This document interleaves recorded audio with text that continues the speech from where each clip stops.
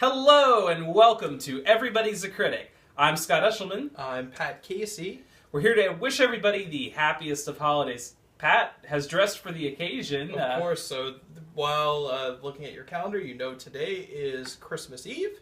So Merry Christmas to everyone out there celebrating Christmas. Yeah, Happy Hanukkah, Joyous Kwanzaa. Festivus for the rest of us. Yeah, of course. Yes. And nothing says the holiday season like a post-apocalyptic movie about people getting herded up and exterminated, and a movie about how Iranian women have it incredibly difficult. So we just figured, hey, that's the best two films that we could have for the Christmas season. Enjoy. Yeah, from our screens to your homes, we're going to be talking about two very, very interesting movies today. Anyway, Yes. we'll say it that way. So if this is your first time watching, of course, this is a movie versus podcast or video podcast where we put the movies of the BBC's top 100 films of the last 15 years up against the average Joes, the audience, the people that really go out to the movies and use the audience score for Rotten Tomatoes to get their top 100 movies of the last 15 years, and we put them up against each other. So far, we've had two episodes and two new members of the greatest films of the last 15 years. Coming in at number 100, we have Requiem for a Dream. Yep, and at number 99, we had In America. Okay, so we've got two great movies on the list already, and I think we're going to add another one today. We are. Number 98 from the critics list is the movie 10. And number 98 for the audience is X-Men: Days of Future Past. So we got two good movies going up against each other, vastly different. And whenever we need to get the skinny or the background history on them, we throw it over to the Santa Speakeasy, where my fellow Gleam teamers Matt and Catherine are there. Hopefully Santa isn't working them too hard this time of year, and they can give us the good information. So Matt and Catherine, what do you got for us today? Merry Christmas, Merry Christmas, Merry Christmas, Merry Christmas, Merry Christmas, Merry Christmas, Merry Christmas, Merry Christmas. It is Christmas time, and we're here for another exciting episode of Everybody's a Critic, and this time we have another slate of two awesome movies. This time we are going to be pitting up 2014's X-Men: Days of Future Past against 2002's 10. There's a lot of numbers in this one, guys, so buckle in. Yeah, so do you want to give them a little bit of intro on the films? Yeah, sure. So just for mine and Matt's background here, we have not seen either of these movies, even though Matt is clearly a big X-Men fan. So he really likes the X-Men. It's his favorite superhero, right? But Gambit is your favorite? Yeah, Gambit is my favorite superhero. Is Gambit in the movie? I have no idea. Well, we're about to find out. The answer is no. We're getting from off screen, we're getting a big no. He is not in this. So we'll try to be as objective as possible, and probably good that we both have a blank slate as far as these two movies are concerned. So, yeah, this is exciting. What do you think? I am also excited. I would be more excited if I had seen X-Men: Days of Future Past, which I've been saying I'm going to see it for the past several years. But you'll only see it if you watch every other X-Men movie, which we have not had time to do. So instead, Matt's just sacrificed watching a movie he really wanted to see 2 years ago. Yep, for sure. Well, Catherine, I think that we're going to kick it to you first to talk about 10. Yep. All right, so first we're going to talk about 10. 10 was directed by Abbas Kiarostami. It has an 87% rating on Rotten Tomatoes and an 80% audience rating. The budget and the take-home on this movie are very minuscule, that it's not even really worth talking about. I asked Pat, like, how did this movie become well-known if the budget was so low and the take-home was so low? And it got a lot of its momentum from film festivals. So it's an Iranian film starring Maria Akbari and Amin Maher. Is nominated for the Palme d'Or at the 2002 Cannes. It ranks number 447 on Empire's 2008 list of the 500 greatest movies of all time, which makes that interesting because our list is only considering the last 16 years, but it's evidently good enough for all time. Yeah, So that's big. Yeah, that's, really saying something. So many of the cast were untrained, and the elements of the characters in this movie were based on real life. And the main characters and her son are really mother and son in the movie. So the director purposely locked off the cameras so you'd be really focused on the exchange of ideas. And the whole premise of this movie is it's 10 conversations that happen in a car, and it's different type of people in Iran.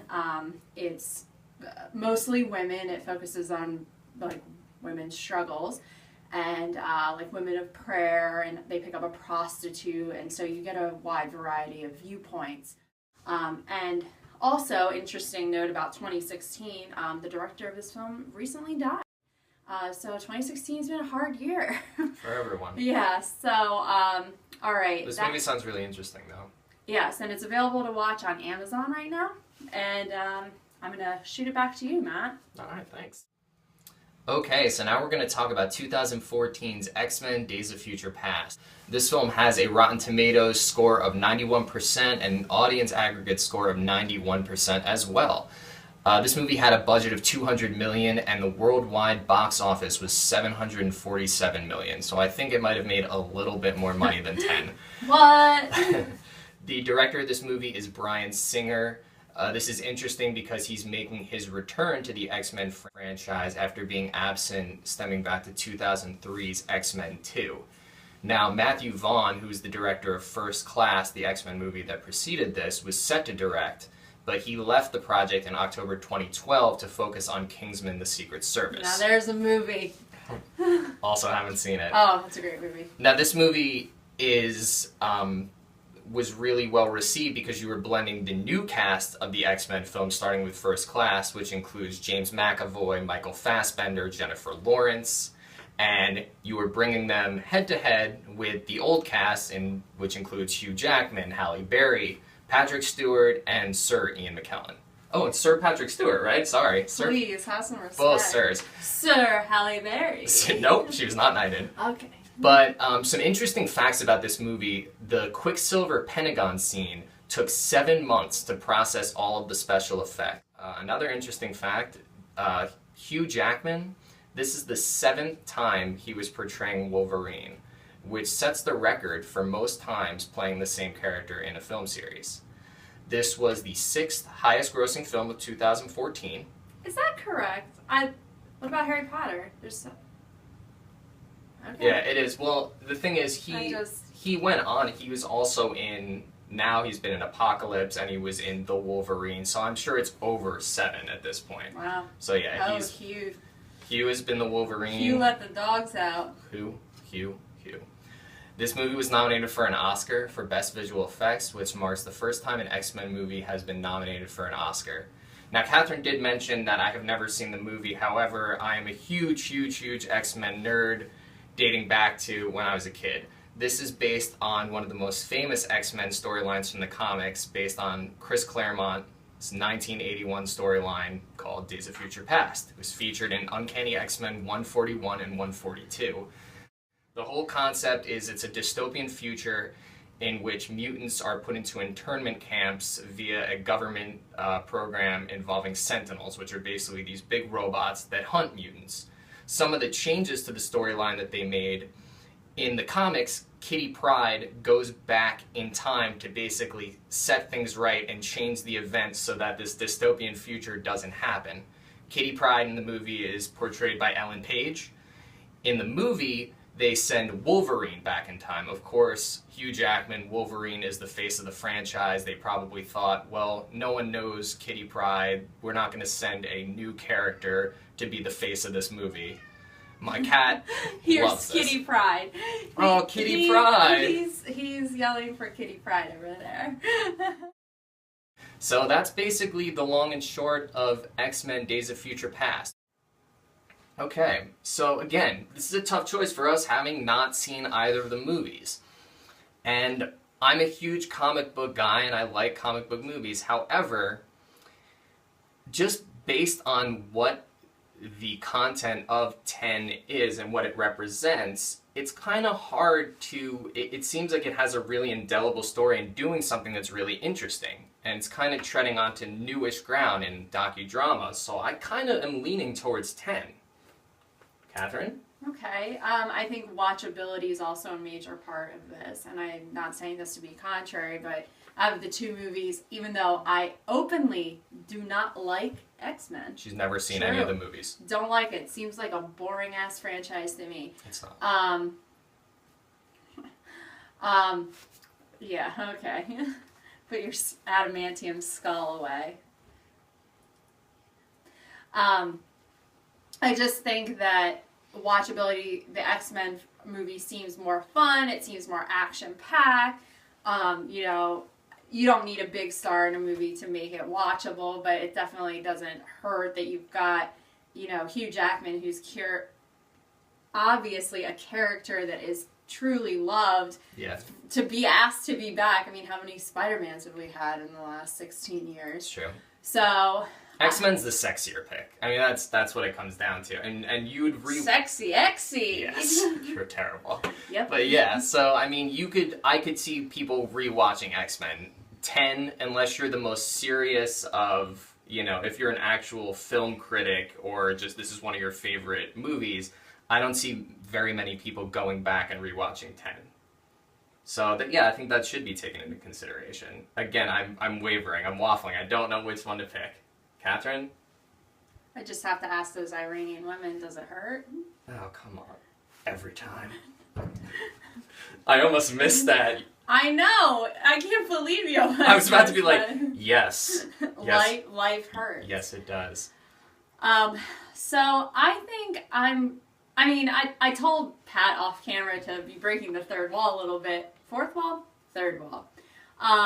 Fourth wall. Fourth wall. That even though the 10, I'm saying the 10, which is not the same thing as 10. That movie rules, so you should watch the 10, David Wayne. Nothing to do with this movie.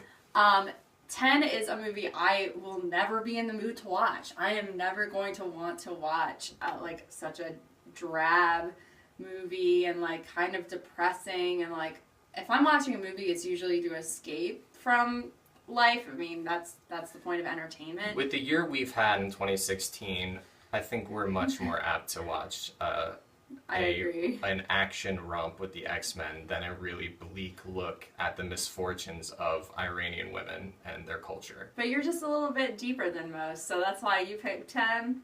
Yeah. And I'm picking X-Men. Defying all analysts. You would never have thought that going in. I'm wearing the shirt, but I'm going with 10. She's going with X-Men Days of Future Past. So, that's our take. We're sticking to it.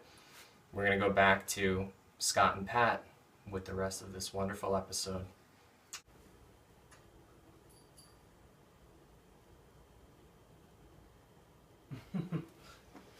All right, well, what a beautiful song, huh?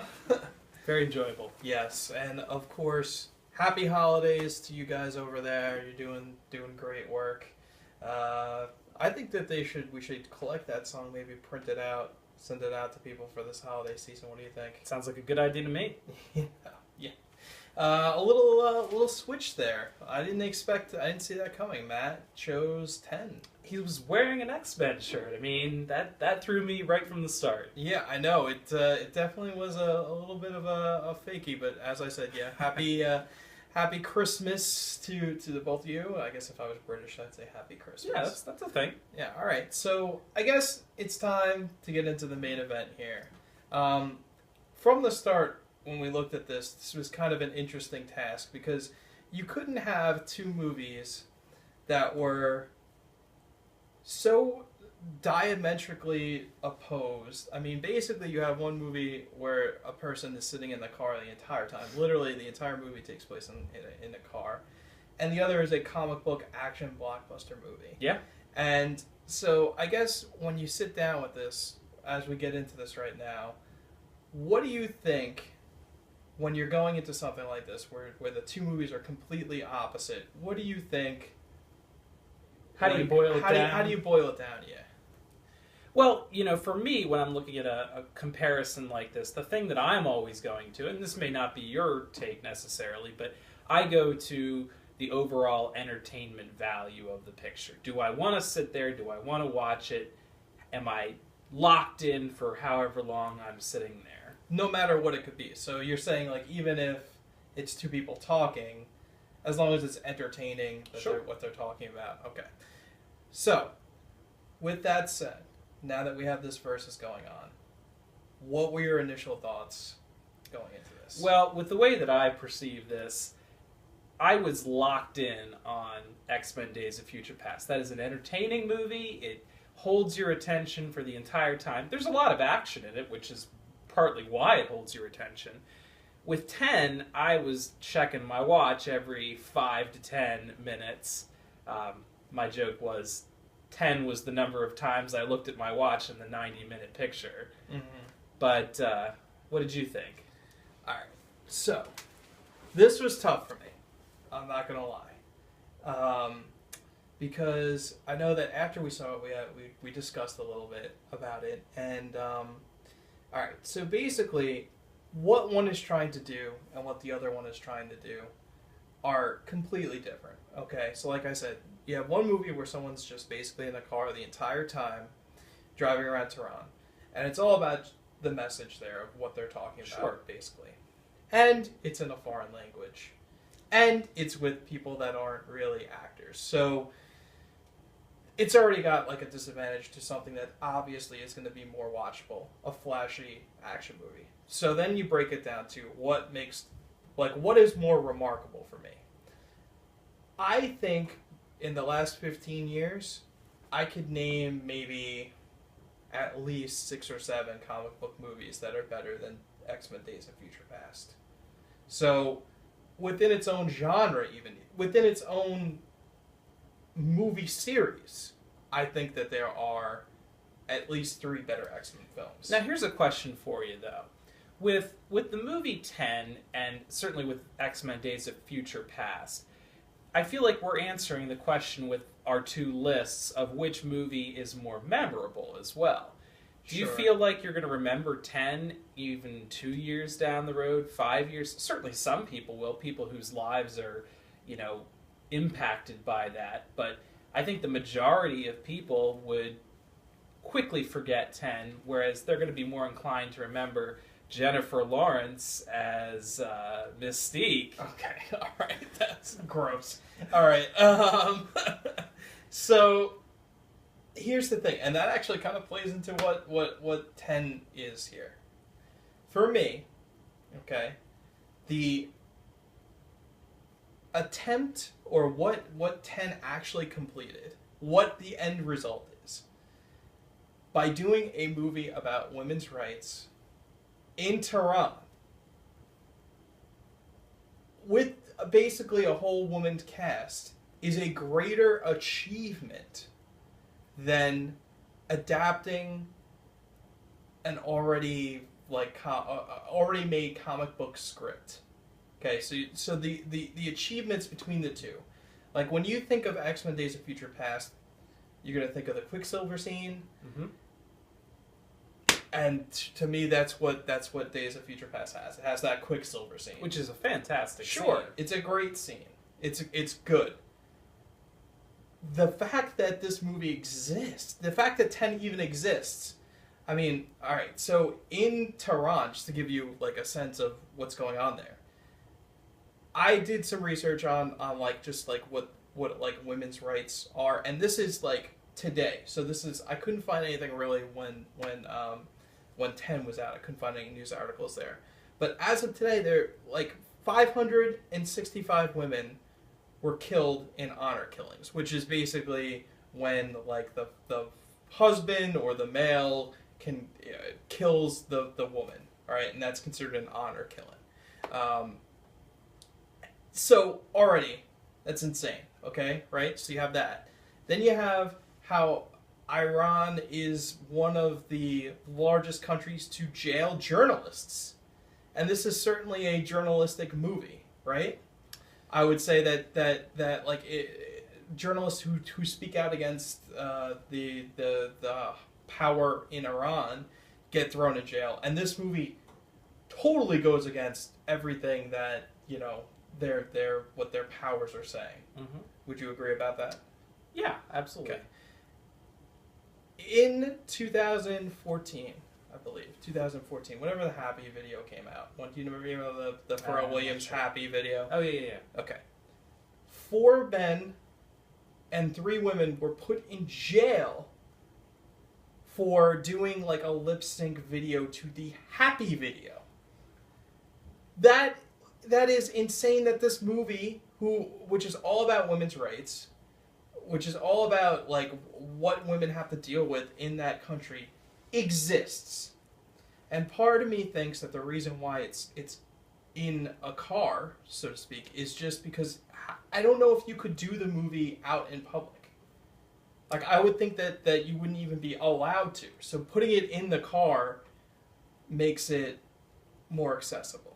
Or ability to actually do it. My one response to that, there's 2 points about that. We had discussed how this movie is a docudrama. It is not a documentary in itself. It's basically taking parts of their lives and playing it out. You know, like there's not a set script per se. They're using elements of their real life, which I feel like it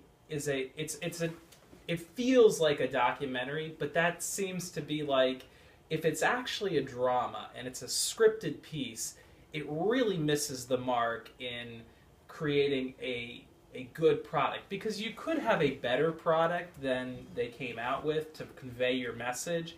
I just feel like a lot of that movie is, the message may be there, and the fact that they are trying to convey the difficulties that women have in Iran is lost in the fact that even if it was in a language that you understood, it's still just boring. And I think that if you were to recast this today, and you put, I don't know, let's say Amy Adams is the girl that's driving around, and the little kid from Rune, Jacob Tremblay, is her son, and they pick up a bunch of other people, like Meryl Streep and a bunch of other people that she picks up along the way.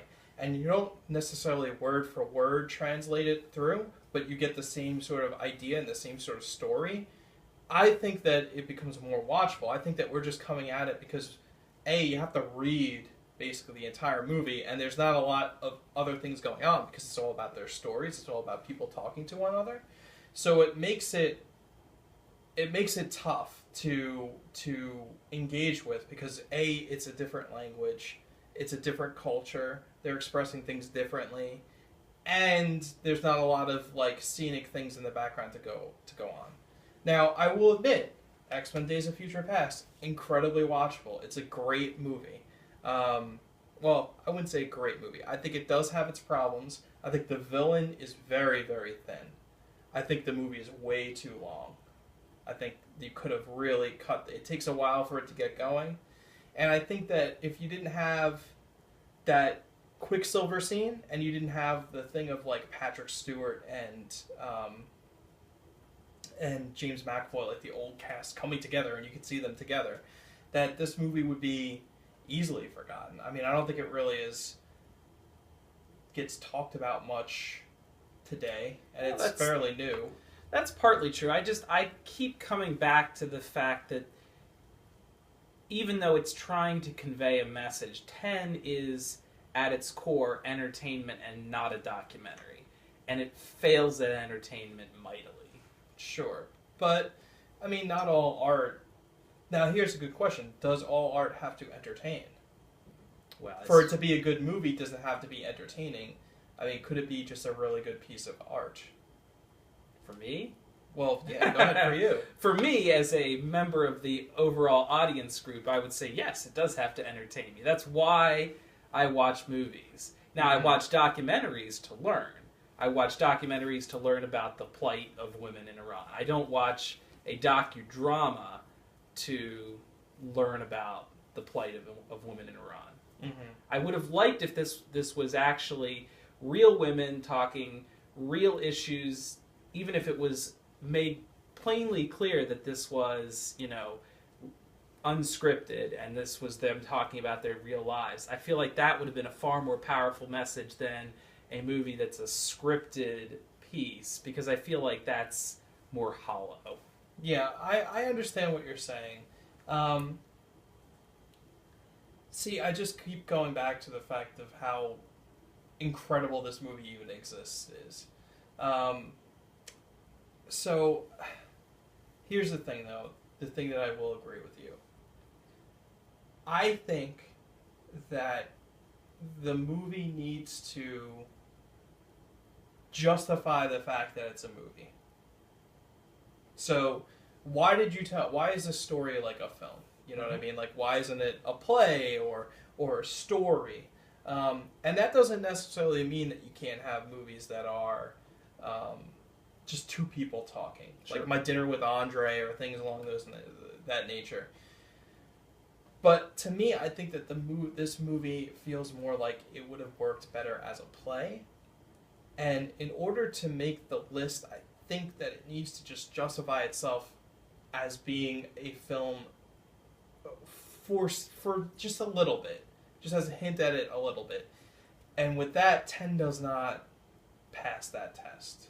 So what are you saying as far as what are you voting for? Well, for me, I feel I will agree with you that I don't know that X-Men Days of Future Past is in the pantheon of great movies of all time. This is no Titanic. It's no Gone with the Wind. I'll concede that point. But in terms of what I will sit back in another 15 years and think about, I will barely give 10 a thought if I remember it at all. I may remember bits and pieces of X-Men Days of Future Past. My gut says neither of these is really top 100 worthy, but given the format that we're in here, we're having to pick a winner, and I'm yeah, going I think with down X-Men. here at the bottom of the list it's a little tough. But Yeah. I think also what's important is that you're able to suggest this to somebody. That's true too. And I don't think that you could suggest 10 to anybody but besides like a real hard cineastas. So I know this is a little bit of a twist because I was fighting hard for it in the beginning. I just think it needs to get its recognition for what it actually is, which is, a tip of the hat, for that. But, I mean, I'm willing to say that, yeah, okay, I can suggest X-Men Days of Future Past.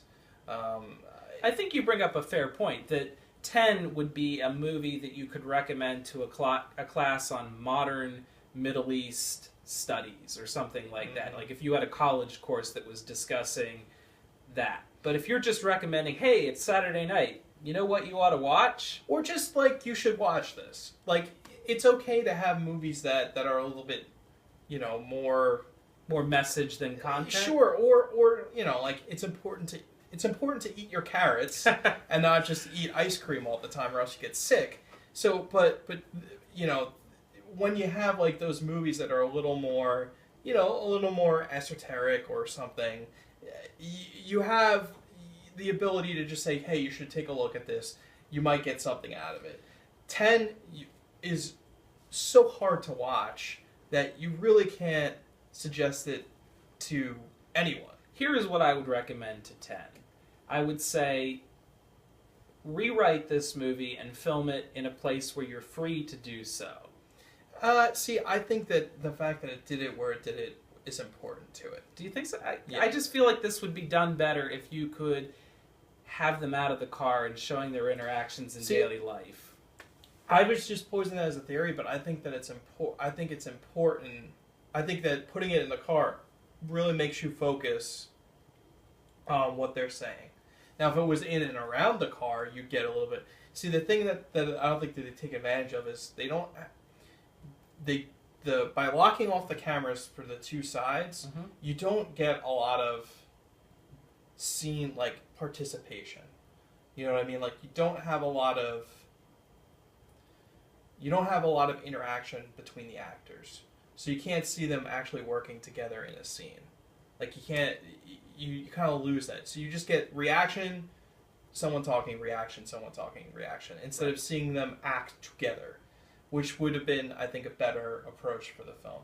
So And I mean, there are some powerful things. I think the woman who has her head shaved, that Absolutely. whole That story is a very powerful very scene. powerful and works really well. The kid though is super annoying. I Ugh. understand what they were going for in the beginning, but I think they go back to him a little too often. And just the fact that it's unwatchable, I just can't. I guess in the end, I can't, in good heart, put something that's not watchable on the list. I want it to be a better movie. I want them to do a remake that gets that message across. Right. Because it's an important message. Especially today, Yeah. 100%. So I guess in the end, we're both putting X-Men: Days of Future Past on the list. Reluctantly. Yeah. I mean, I think it's the only option of these two for us and what we're trying to accomplish for our viewers. But All right. So next week, so we got Days of Future Past on number 98 on our list. Next week we have an interesting battle. We have Little Miss Sunshine for the audience going up against White Material for the critics. I've never heard of White should be Material. a new watch for me as well. Yeah. You can find both of these movies on iTunes. They're not on any of the streaming services, but they're both on iTunes, so you can want to do your homework beforehand. You can watch them there. Scott, where can they find you on the internet? They can find me at Scott Eshelman on Twitter. Okay, and you can find me at GleamTeam_Pat1. Like to thank our Santa Speakeasy people, Matt and Catherine. You can find Matt is at MattAsIdeas on Twitter, and Catherine is at GleamTeam_Cat, K-A-T. Again, we also like to thank Rita Whitney for our logo. So I hope everyone out there, you're having a wonderful holiday season. Merry Christmas. Yeah. Happy New Year, too. Yeah, we won't see you till New Year. So yeah, hopefully everyone out there has a great holiday season. Look out for each other. And we'll see you in 3 weeks with White Material versus Little Miss Sunshine.